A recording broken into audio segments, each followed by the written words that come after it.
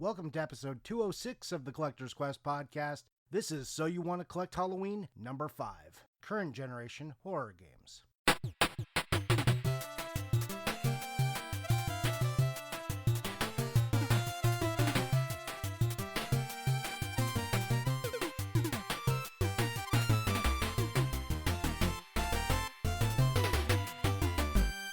Welcome back to the channel, everybody. It's your boy Johnny Jamint. No, that's not how I start the show. How do we start the show? Folks! No, I think that's Magic the Gathering stuff. Many video game collectors ask the question. No, that's not it. I need a video game intro for this. I don't even know how to start the podcast anymore. Video games. I got it. Hello, you absolute legends. Did I get it? Is that it? Did we do a video game opening? I'm talking to no one. It's weird because I don't remember how to start this show. And this show being, hey, everybody, welcome to the Collector's Quest podcast.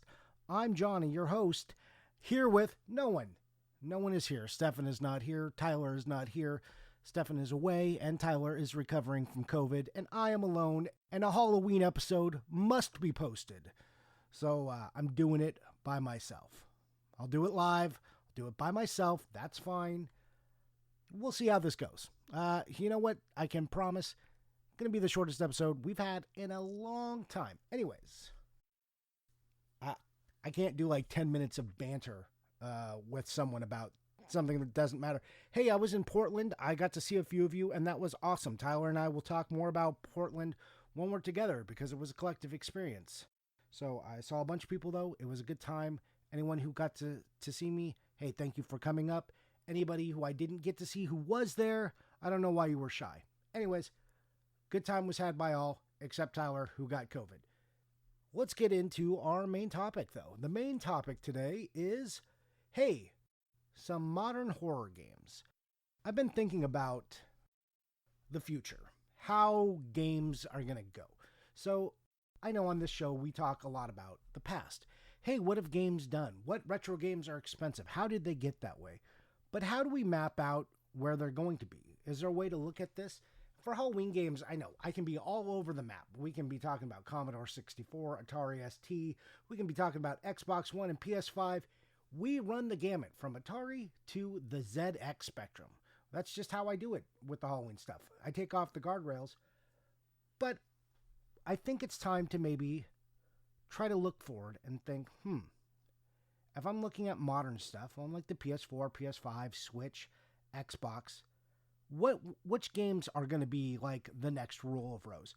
Now that's impossible to nail down. Rule of Rose is a special circumstance that had like, some controversy, a PS2 survival horror, but survival horror and horror genres and spooky games are a thing unto themselves that are collectible. So your Resident Evils of the world are always going to have demand. There is this very tight genre like shmups and RPGs, which just remain a mainstay in collecting. Doesn't matter if the games are great, people collect them because that's their jam. That's just what they do. Some people are platformers, but really, like survival horror games and horror is just something people really dig into and go deep on. So that's what I'm doing. I'm looking at some new stuff, trying to pick, what I think could be collectible and the reasons why. And some of these reasons are going to be, the same reasons. So bear with me as we get through it. Anyways, I got like 5 to 8 games here, and I'm just going to run through them real quick. Okay, so let's go for the first one. This is kind of a weird one, and it's Pineview Drive. Like most of the games I'm going to talk about, Pineview Drive is available as a digital download on a lot of systems, be it Xbox One, PS4, or the Switch. This particular one is available in all of those places. But if you want the physical copy, you have to go with the PS4, where you can find it in PAL or in the US. In PAL, it's available individually, but also on a triple pack. You can get it for like $20, $30. However, if you want the US PS4 version, it's around $100. This game is not a new game. It was released on PC as well. Most of the stuff is, all the horror stuff you can pretty much find on Steam or PC. So if you want to go play it, you can go do that cheap. This is about collecting This is the Collector's Quest podcast. You should already know that. Anyway, to get into it. So this game, you are a guy who's revisiting a house or a hotel that you were in 20 years ago when your wife disappeared, and there's this lore around the house that no one can stay in it for 30 days, so you've accepted this challenge, and you're going to try and find out what happened to your wife, and if you like that sort of thing, fine, but remember, even though you're playing this in 2022, it came out in like 2019 on these downloadable game, on these download on these systems, but this game is older than that, so don't expect crisp new graphics. Remember, if it's on the Switch and also on the PS5 or Xbox Series 1, like, you know what you're getting into, okay? So that's going to be most of these games. These are like old games that are now moving from PC to consoles. So you're going to see kind of a break in that. Plus, they're like edge games where they weren't big enough to be like full releases by major companies, and that's part of the reason why I think some of them are going to be collectible, because there are these franchises that are kind of sitting on the fringes, and some of them are now getting sequels and stuff that we'll get into, and they're coming along, and people are, as they build their horror collections, their survival horror, all this stuff, the FMV, as they build these collections out, they're going to have to start hitting the fringes for the weird games that have low publishing runs. And Pineview Drive, if you look for a US copy, not many exist. They're not out there. I mean, you can find them on eBay, like 2 or 3 or 4, but there's not that many, and they range from $100 to $200 when you find them. So if you're interested, it's got kind of a terribly generic cover of a house and a mysterious figure in a red robe. But anyways, that's our first one. Pineview Drive for the PS4. That's the only place you can find the physical copy as of yet. Another caveat I want to get into just real quick before we get into all these games, and this is the problem with modern gaming. I don't know how many times these are going to be re-released. These could very well be released again on another system and compilations as more comes out. Who knows? Could that destroy the value of these games, or will these original ones hold up because these are the only physical prints? As we go in time, will people be clamoring for this? I don't really think so, but just a warning out there as we're dealing with modern stuff. We don't often deal with modern stuff here, but as we're talking about it, and as things are getting more reprints than ever, especially on the Switch, we have to kind of talk about this stuff. Just throwing it out there, because I'm afraid that I'll say some of these games and someone will spend their money, and then they'll be like, Johnny, you done steered me wrong. I can't believe that guy. He's an asshole. And that's fine. But I just want everyone to be warned. Let's not say I didn't warn you, because I did. All right. Second game on our list. Ooh, is it a good one? Actually, it's a collection of games, and this is kind of a weird angle to take. But have you heard of Focused Entertainment? Maybe you have, maybe you haven't. Maybe you don't realize you've heard of them, but they did the Call of Cthulhu game that was on the Xbox One and on PS4. They did the Plague Tale games, which you may have seen. They just did Requiem, but before that, they did Innocence, so Requiem being the sequel. You're probably like, cool, Johnny, yeah, I have heard of those games, and guess what? I've already seen the discounts happen. I can go pick those up in GameStop.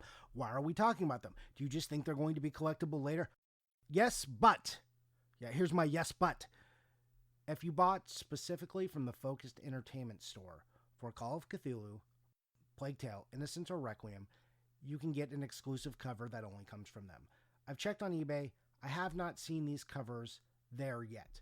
And I don't hear anyone talking about them, and maybe that's because no one's talking about, collectible modern games.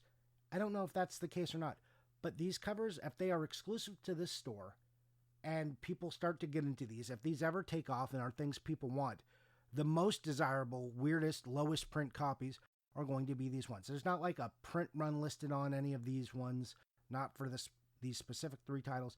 I don't know if Call of Cthulhu got one for the Xbox, but I know the PS4 got an exclusive cover. At least that's what the website shows. I'm going to confirm on that one. I have the Plague Tale games. I can confirm the exclusive covers. You'll see later on, hopefully by the time I post this, I'll have Call of Cthulhu to let you know. That's $20, and like Innocence is $25, and then Requiem's like $40 on their website. Put them all together, you get 10% off your first order. You'll save some money, and down the line, you may have yourself a collectible. Now let's get into the next zone of limited print games. Okay, I'm sorry. we just have to talk about it. It's going to be in modern gaming. When we start to talk about print runs of physical games, companies like Limited Run Games, especially for like PS4 titles, when it's not like Switch and they just did an open pre-order. For Xbox, not Xbox, for PS4 stuff, they did like print runs of 2,000, 1,500 and stuff. So we got to talk about those games. And if a game is going to be expensive later, and if people are collecting sets, these games are going to be a problem. Or if people are filling out their collections of these types of games, horror, FMV, then they're going to have to go. And there's not going to be that many copies around. 1,500 kind of seems like a lot, but when you think about the millions and hundreds of thousands of print runs that like some Nintendo games got, Mario 3s and stuff, 1,500 is a relatively small amount. So let's talk about a few of these. First one I want to bring up, and this one is actually not a limited run game, meaning it doesn't have the LRG number on it, but it is Song of Horror, and it's from Protocol Games. This game is interesting. It started as a failed Kickstarter. So, and then what they did to get the game is they released individual chapters on Steam starting in 2019, and then in late 2020, the release on PS4 and Xbox. Physical copies, like I said, were sold through Limited Run, so it's a distributed game. That was until November of 2021, and then it was actually released in 2022. So this one is still relatively new, but here is the rub. It's not that this is just a limited distribution game or, from a limited print company like Limited Run Games. It came with a slipcover if you bought it from Limited Run Games.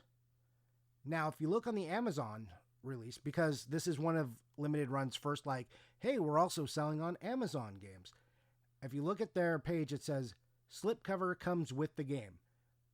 You're like, cool, I'll get it. This was, again, a PAL game. You can find these all on digital downloads too. Don't worry about that stuff. Things like Plague's Tale, you're even going to find on Xbox Pass and stuff like this. These games are very accessible. This is all about the buying of a physical copy. Just reiterating that. So this one didn't get a slipcover if you bought it through Amazon. Only if you got it from the Limited Run site. I think the Amazon ones are supposed to have the slipcover. It says the manufacturer's answer is, yes, it will come with the slipcover. I bought 3 of them and had to return 3 of them because they didn't come with the slipcovers. So buyer beware. You can still get it on Amazon. It's like $31. But if you want that slipcover, you're probably going to have to go to eBay, and they're like $80 already. So the slipcover, as well as being something that's distributed in a smaller quantity, you're also going to, if you want that slipcover, that's going to be the desirable piece, and that's going to be the thing that costs money and will be collectible later on. So take a look for that. Song of Horror also has a sweet cover. Go check it out. Am I talking too fast? Am I going through this too quick? I'm worried because I don't have Tyler here or anybody else to bounce other questions off or to get me to remember the small details I should probably be sharing that I'm missing a lot of stuff. Excuse me if this goes quick. We're going to have like a 30-minute episode here. So hooray, it's like it's 2017 again. By the way, also on these Halloween episodes, it winds up being our anniversary. So I think we've been around 7 years now, I think. So hooray for us. We made it that long. Woo! Okay, back to games. We're going over some more limited run product, and these are going to be Switch games. And this game is on every horror list that you can think of, every video you've ever watched. It's actually 2 games. It's Outlast 1 and 2, specifically the Switch version, sold by Limited Run Games. It came in a variety of ways. So the first thing it came in is just the individual games. You could buy Outlast 1 for $30, Outlast 2 for $35. Cool. Or you could buy a slipcase version, which was $65, which just had a little slipcase and then the 2 games put in there. So hey, $65. It's not a savings. The only thing you're getting that's beyond just the games is that slipcase. And then there was the collector's edition, and it's called the Outlast Murkoff Briefcase Edition. So this is their collector's edition, and it came with a bunch of stuff. So it came with a soundtrack, a dossier, comic, the games, a hard case that was too big. Now here's what's interesting about all of this. If you look at the pricing for these games, Outlast 1 and 2 in the little slipcase, the one that was just $65, sells anywhere from $150 to $300. And that's the same range the Murkoff Briefcase Edition is as well. So there's not really a premium on the briefcase. I don't know. I mean, it competes back and forth that one will sell for more than the other. and then the other, they'll flip flop. So it's not real consistent. I'm not sure which buyers are buying which, but it seems like just the clean, hey, easy to put this with the rest of my games version, that held a lot of value over a where do I put this briefcase. I'm sure people who love Outlast, and there are a lot of them, wanted the cool briefcase so they could go put that somewhere. Another interesting thing, if you're like, oh, there's Outlast 1 and 2, Part 1 also had the whistleblower on it. Outlast Whistleblower is also on that, so you're not missing out. And then there's another thing for Outlast for the PS4 and the Xbox One, and that's the Outlast Trinity, the ultimate horror bundle, which also includes Outlast 1, Outlast Whistleblower, and Outlast 2. The difference is, these were not limited run games. These were sold in stores. You can find them at GameStop. They're like $25 to $30 each. Usually the Xbox One version is a little cheaper, but not by much. So either of these ones are perfectly serviceable. You can go get them. Will they be expensive later? Not sure. The collectible one right now was clearly that Switch one, which came from limited run games. Also, as with all limited run games, they come with these cards that are included. And you may not care about cards, but people do, and they are expensive. If you don't care about the cards, get rid of them. But ones with the cards do sell for a little bit more. So anything limited run we'll talk about, and we will talk about more expensive with the card. And there's like different card types you can get, so you can sell the card individually. I'm not sure how this works. I'm not into the cards. I am a card guy, but I don't get into this. This is just another gimmick from them. But hey, anything that puts money in your guys' pocket, I'm good with, so I just want you to be aware of that.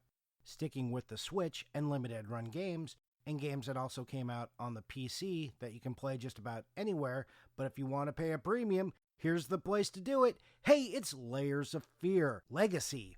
Or, if you want to go over to the PS4, also from limited run games, Layers of Fear Masterpiece. Why do these have two different names?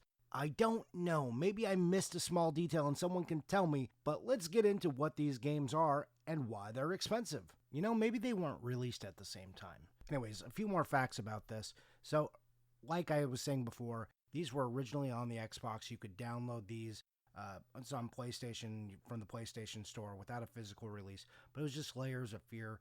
When they did it for the Switch, they added new stuff to the graphical interface, and they added some mechanics that were special for Switch. I don't know if that went over also in the Masterpiece Edition, but Legacy and Masterpiece also have the Inheritance DLC on it. You were thinking, oh, maybe the Masterpiece Edition has the DLC, since the covers are slightly different. See, the Inheritance DLC is about the son, right? The son of the painter. And then you see that boy on the cover of the Masterpiece Edition, and he's not there on the Switch one. So you're like, oh, the Switch one definitely didn't get the DLC, but it did. So that's not it. I don't know. Anyway, it is slightly different than the original Layers of Fear because it has the DLC and some new content and some quality of life changes. Anyways, that's about playing. We're about collecting. So let's talk about this game. Layers of Fear for the PS4 was just a standard release. Blu-ray case, game, cool, and that's fine. No problem there. It was $30. The Legacy Edition for the Switch was $40 and came with some bonus stuff. It came with a soundtrack that looked like a radio. It came with a poster that was like one of the paintings of some creepy looking flamingos. If you don't know, it's about a painter. $40 for this one. It came in like a bigger box. This was to fit the CD and the poster and stuff. It also comes with just a standard Switch case inside, which holds the game, which is great. Anyways, Layers of Fear. It's really well reviewed. Same with Outlast. People really like these games. Both of these are always going to show up on YouTube videos talking about horror games for the Switch or the PS4 or modern consoles or consoles of this generation, depending on how far in the future we're talking. So these are a good bet because people like them. They are well reviewed, like I said. People come back to them. They are also games which have sequels for them coming out. Layers of Fear, they've talked about making another one. Outlast already has Outlast 1 and 2, and there's talk of a third one. So these are becoming series, and these are the original of series. So if it's building that kind of cachet, you can expect that people are going to want to come back to the first physical releases that they can find. And if these are them, it should carry that value even further. But it's not like these are just cheap now. The PlayStation version's about $100, and sometimes you can find it for as low as like $70. I see people listing as high as $150. The Switch version is like 120 to 150, seeing it as high as 200 sometimes, depending on what the demand is. Limited Run made a lot of these. I don't know if the PS4 version was like only X amount of copies. I do know Layers of Fear for the Switch had like an open pre-order for a little bit of time. At least I think so. It was kind of early. I think it was a 2018 game that they did. And I remember buying it, but for the Switch games, they've always kind of had this open pre-order. I'm not sure if they had any where they were just like, nope, hard cut off this week only. So it's a good bet there's probably more Switch versions. Now, I haven't talked a lot about Xbox. You can't find this one on Xbox, but we did talk about Outlast, which you can find that Trinity Edition. I really think PS4 and PS5 and Switch are going to hold up better. Switch, because it's Nintendo, you get that Nintendo tax. People like Nintendo. You get the weird portable factor. People are going hard at collecting Switch. PS4 and PS5, I think people are collecting less at, but Xbox, even less than that. And when I think of horror and games that are horror games, I do associate the PlayStation. And that maybe that's just because of Resident Evil. That sticks in my mind. So when I'm trying to buy them, I'm thinking like, oh, which console do I want it on? And I'm going to want it probably on the PlayStation 4 or the Switch, because I think those are the consoles that collectors are going to come back to, especially for these genres, if that makes sense. We're also going to have an interesting conversation real quick about what to do when there's a PS4 version and a PS5, because a lot of these games, especially some of the ones I'm going to talk about soon, have both. And I'm not sure. You kind of have to hedge your bets a little bit. Do you think that because these games made in the 2020 to 2022, they were going up against the PS5 being released but not available, and these are old games, so they can also be easily ported to the PS4. Do you think they made more PS4 prints because they figured the install base was still bigger for the PS4 and less PS5 because people aren't going to be able to buy it? Or do you think that when widely released games, not like of 1500 or whatever, that like Limited Run would do, or do you think that, they were like, PS4 is dead, let's put everything on the PS5. So do a small print run on PS4, push the PS5. I don't know. I think some of them you can kind of look when it says an upgrade available for the PS5. I like to buy that version if I'm going to play it, but maybe that indicates that there are more PS4 versions and less PS5. You can see that in games like Lego Star Wars. If you buy the PS4 version, they immediately give you the PS5 version for free. So there's going to be tons of both versions. So I don't know what to do there. But on these small releases, I don't have a good answer for you. I just want you to think about it and then make an informed decision for yourself. Oh, I forgot to give you some fun facts on Layers of Fear. One, there is a sequel, but there's not yet a physical version for that, but you can find the download version available. Also, this was based on a comic book or a pulp magazine called Weird Tales, and it's the 1924 April edition called A Square of Blank Canvas. Anyways, there's your fun fact for that. Now let's move on to our next game, and I'm going to go for a Weird Pal game. Maybe you've never heard of it. It is available as a digital download on most consoles. So let's talk about Scopefold Shrouded in Sanity. Those are different words, not insanity, but Insanity. It's a strange title. I'm not sure if I'm pronouncing that right. Anyways, the only physical release was in the PAL territories. It was limited to 999 games. It was sold by Red Art Games. And here's what this game is about. So it's set in alternative history, 1897, the Angelic Empire of Britannia. Basically, you are the lord of this place. You are resurrected because a strange fog has enveloped your manor and everyone's gone crazy, and you're supposed to go kill them or get rid of them, get them out of this place for these people who resurrected you. You sign a contract. It's basically like an 8-bit / 16-bit Dark Souls-like game is how they're billing it. It's pretty interesting. The cover has strong Castlevania vibes. Like, imagine Dracula or Alucard sitting on a throne in front of, like, a dark moon, candles. Yeah, it fits the bill. How horror-y is it? It's a different kind of game. It sold out pretty quick there. So the Red Art Games, if you look their PAL stuff, they do these small runs, 999 to like 2,500, 2,600. The 999 versions usually sell out pretty quick, but this one sold out faster than even most of theirs and now commands a premium on eBay. So it goes for about $100 or like 80 plus $30 shipping depending where in the world you are. So look for that if you're interested. Go watch a video of it. And if nothing else, go look at the cover because it's pretty sweet.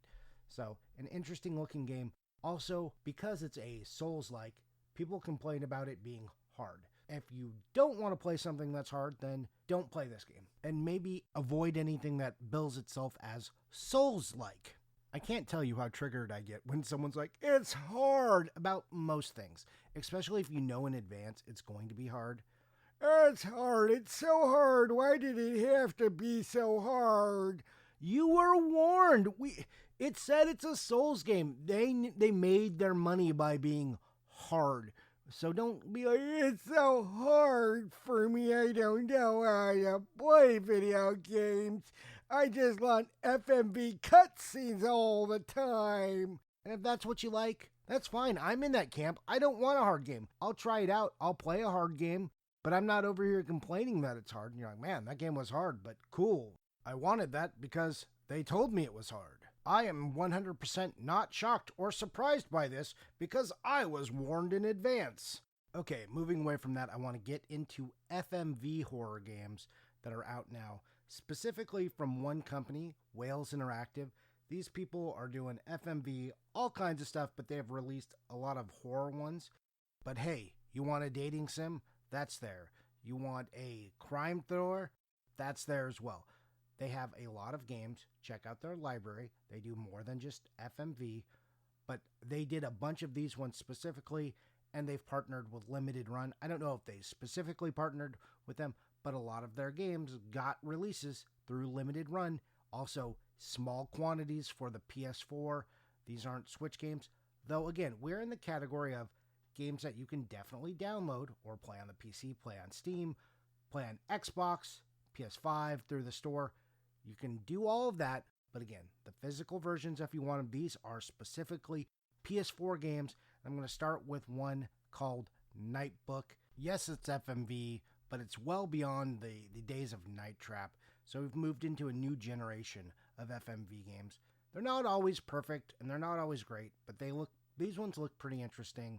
And they were done with a budget, though this game feels like it maybe suffered some restrictions from COVID. Anyways, it's about it's an interactive occult thriller about an online interpreter who is tricked into reading an ancient book that summons a demon to her house. Man, that's bad luck. And it's like an ancient dead language. Anyways, some cool stuff. I don't really love the cover, but whatever, you can get past that. These people have done a lot of FMV games. This came out this year and was limited to 1,500 games. They've also done more FMV games, and I want to just touch on those. Kind of same restrictions, 1,500 games.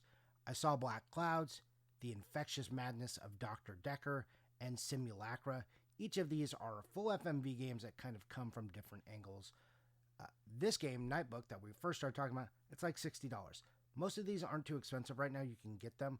But if the FMV genre, if people become collectors of this and go hard at it and want these horror stories, I could see these spiking later, especially since the physical copies are limited down to 1,500. They've done other FMV games, Don't Knock Twice, which is like a FMV and also VR game, but that was a wider release. So if people are into this whole genre, you can start to see how the price could pick up. I'm not saying it will, but if I'm trying to predict the future and I'm into horror and I'm into FMV, I would definitely be targeting these games first. So that's Nightbook, I Saw Black Clouds, The Infectious Madness of Dr. Decker, and Simulacra.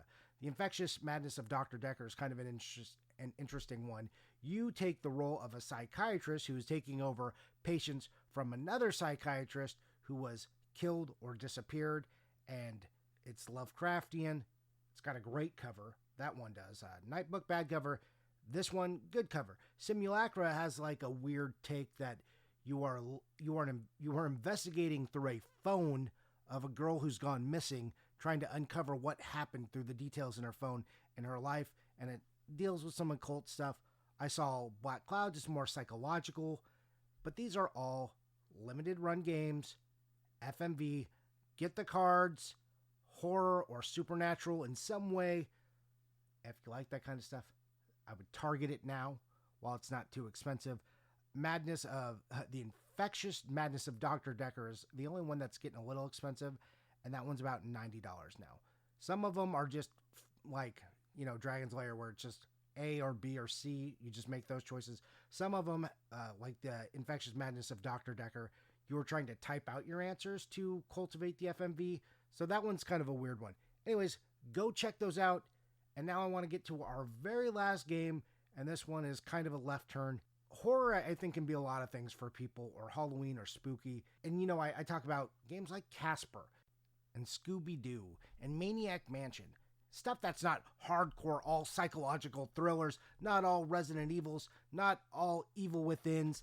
It doesn't all have to be that kind of gruesome horror. There can just be some funner, spookier stuff. And this one, I feel, fits into that, but is definitely adult themed. And if you liked Oxenfree, then you might like this. It's After Party. It came out for the Switch and also for the PS4 via, get this, limited run games. Yes, you can play it other places like everything else, but these two specific versions are from limited run and they are physical copies, and you should check them out. That is with a few caveats. Do you like a narrative heavy game? Let me tell you a little bit about this game so you know what you're getting into. You take dual roles, two characters who have just finished college, they're at their graduation party, and they die and go to hell. The two friends have one night before they are processed into hell's minions. And in this night, they can go party with Satan.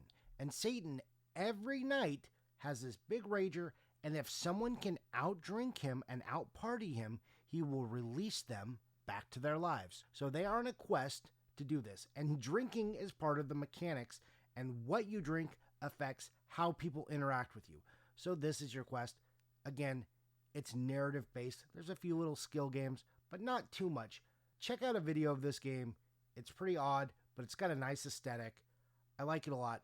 Is it Halloween-y? Yeah, it is, but it's like a left turn from gore. If you want to experience something spooky with some black humor, but hey, not jump scares and people stabbing you in the face when you die, then maybe something like this is for you.